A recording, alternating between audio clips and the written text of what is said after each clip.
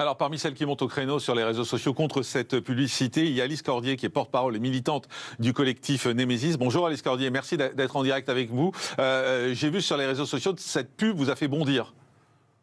Oui, tout à fait. Bonjour Marc, merci de nous permettre de nous exprimer là-dessus. En effet, cette pub m'a fait bondir pour plusieurs choses.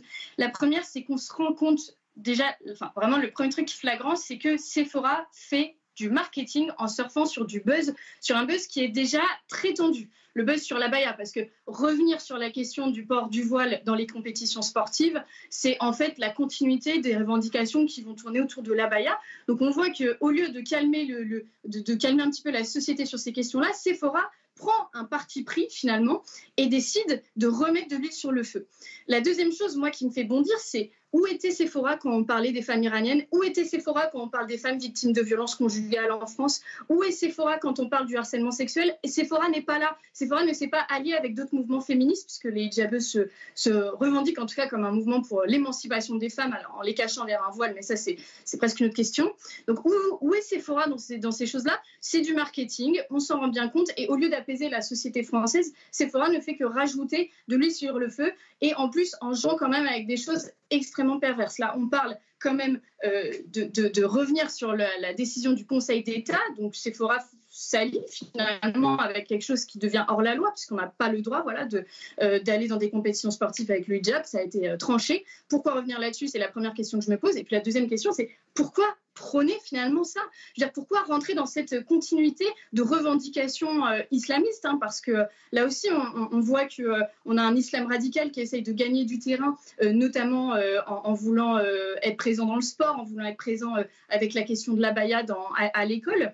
Et je trouve que c'est vraiment un très mauvais signal qui est envoyé par cette marque qui, je rappelle, est quand même privilégiée par les jeunes femmes, par les femmes.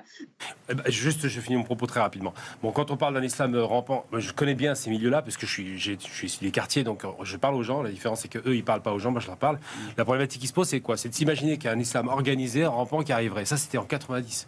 Aujourd'hui, l'islam politique, il est complètement à terre. Il faut être très clair. Je sais que ça fait peur. L'abaya, c'est l'islam politique. Non, le hijab, c'est l'islam politique. Ce que je disais la dernière fois, l'abaya, clairement, c'est une façon d'imiter les orientales pour faire classe. Parce que quand vous allez au Qatar ou surtout dans les Émirats, on aime bien s'habiller. Pour faire classe. Vous pensez que c'est fait pour faire classe? Oui, c'est d'imitation. C'est vraiment d'imitation. Juste, on a retrouvé Alice Cordier pour que vous finissiez votre propos, Alice. Gamal Abina, je ne sais pas si vous l'avez entendu, nous disait mais tout ça, c'est juste du marketing et c'est juste de la promotion.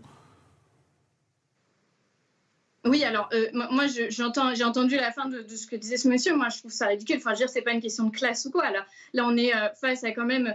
Alors vous parlez d'islam rampant. Moi j'ai parlé d'islamisme ou d'un islam radical qui essaye d'apparaître dans toutes les sphères de la société, ce qui est quand même une chose bien différente.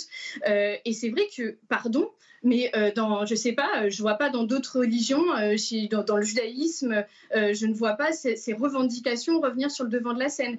Je ne les ai pas entendues dans le sport demander un certain nombre de revendications. Si vous voulez, il faut bien rendre compte d'une chose, c'est que beaucoup de Français en ont quand même assez d'entendre toujours une même communauté. Et une communauté bien particulière, c'est pas tous les musulmans qui demandent ça. Hein. C'est pas tous les musulmans. Moi, j'en connais qui sont plutôt opposés à ça, qui voudraient juste être discrets, vivre leur vie normalement, et qui ont pas du tout ce genre de revendications, qui essayent totalement de faire en sorte d'appartenir aux valeurs françaises. Enfin, je suis désolée, l'abaya ou le hijab, les deux ne font pas partie de nos valeurs françaises. Les deux renvoient quand même à un mode de soumission de la femme, en tout cas selon moi. Moi, je suis désolée quand je vois des femmes être cachées derrière ce genre de choses, être, comment dirais-je, ramenées finalement à leurs conditions physiques comme si leurs cheveux étaient un attrait sexuel et qu'il faudrait absolument cacher sous prétexte que les hommes ne sauraient pas se maîtriser. Je suis désolée. Moi, dans ma société et dans la France que je conçois, c'est un très mauvais message qui est envoyé, et ouvrir des droits là-dessus, pour moi, c'est en fait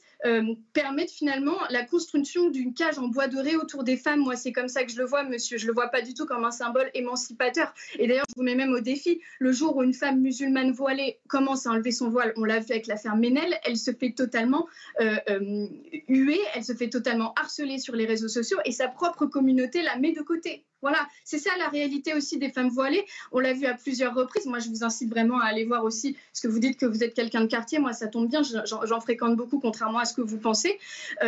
Écoutez, je ne vois pas des femmes libérées quand je vois des femmes qui portent le hijab. Je vous le dis, hein. Moi, je ne vois pas ça.